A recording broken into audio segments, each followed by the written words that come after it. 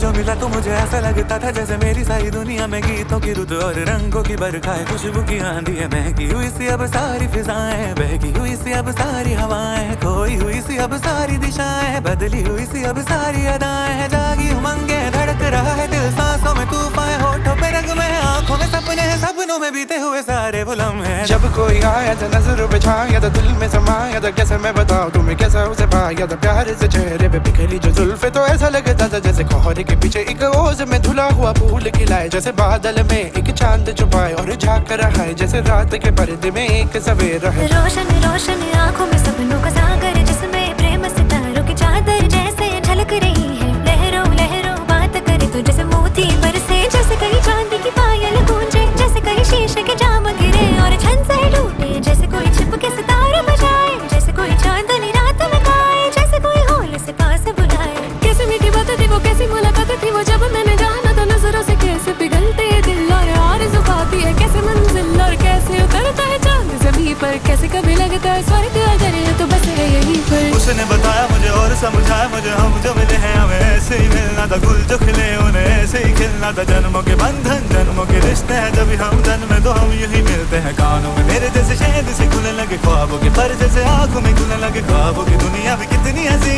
और कैसी रंगी थी, ख्वाबों की दुनिया जो कहने की थी पर कहीं भी नहीं थी। ख्वाब जो टूटे मेरे आँख जो खुली मेरी होश जो आया मुझे, मैंने देखा मैंने जाना वो जो कभी आया था, नजरों पे छाया था, दिल में समाया था,